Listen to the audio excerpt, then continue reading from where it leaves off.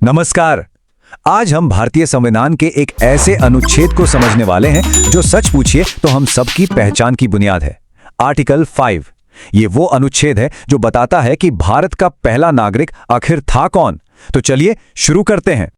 सवाल ना बहुत ही सीधा सा है। जिस दिन भारत एक गणराज्य बना यानी 26 जनवरी 1950, उस दिन असल में भारतीय था कौन?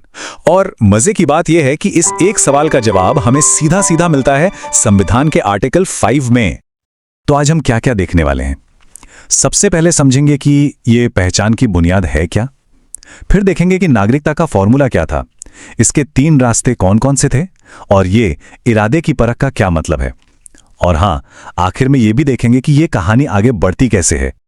तो सबसे पहले यह समझना बहुत जरूरी है कि नागरिकता मतलब सिटीजनशिप कोई ऐसी वैसी चीज नहीं थी जिसे बाद में जोड़ दिया गया हो।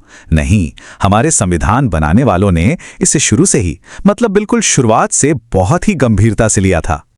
उन्होंने संविधान का एक पूरा का पूरा भाग, पार्ट 2, सिर्फ नागरिकता के नाम कर दिया। इसमें आते हैं आर्टिकल्स 5 से लेकर 11 तक। और यहां एक दिलचस्प बात है, हमारी जो शुरुआती नागरिकता की सोच थी ना, वो काफी हद तक ब्रिटिश कॉमन लॉ से प्रेरित थी।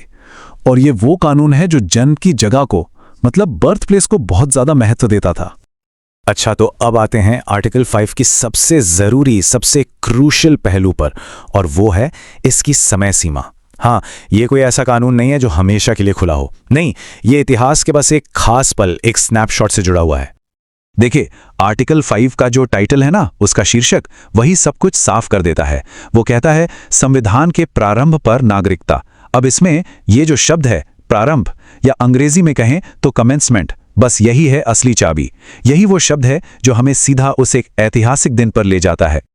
तो प्रारंभ का मतलब कोई लंबा चौड़ा समय नहीं है, कोई पीरियड नहीं है।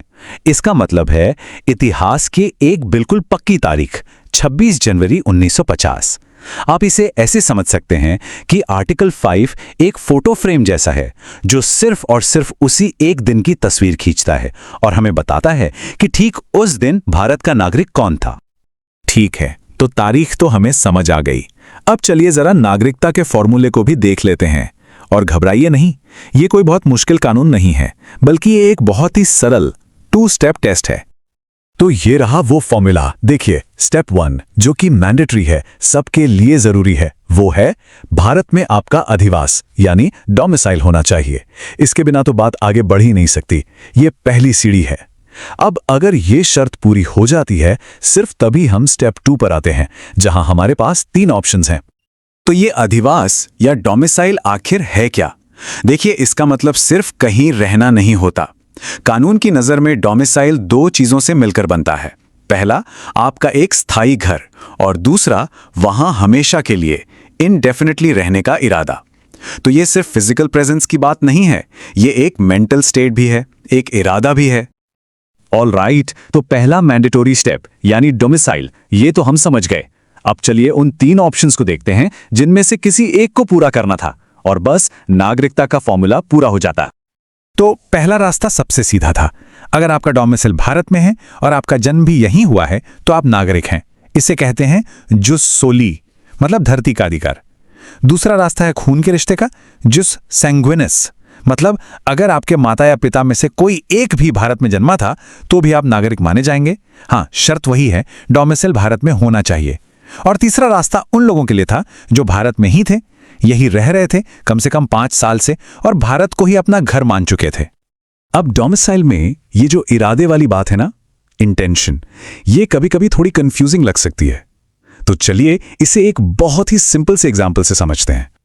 ये कंपैरिजन देखिए, सब कुछ एकदम क्रिस्टल क्लियर हो जाएगा। एक तरफ है कोई व्यक्ति जो यहीं बसना चाहते हैं, दूसरी तरफ मान लीजिए कोई अंग्रेज अफसर है, जैसे कि लॉर्ड माउंटबैटन। अब वो भी भारत में रहे, कई साल रहे, लेकिन क्या उनका इरादा यहां हमेशा के लिए बसने का था? नहीं, वो यहां एक खास काम से एक तय समय के लिए आए थे, और बस यही वो इरादे का फर्क है जो डोमिसाइल का सबसे बड़ा टेस्ट है। इसी वजह से एक अस्थायी अधिकारी नागरिकता के दायरे से बाहर हो जाता है, भले ही वो यहां सालों रहा हो। तो चलिए, अब तक हमने जो भी समझा है उसे फटाफट समेटते हैं और आर्टिकल 5 के जो मेन पॉइंट्स हैं उन्हें एक बार फिर से देख लेते हैं। तो ये टेबल एक तरह से पूरे आर्टिकल 5 की समरी है, एक चीट शीट।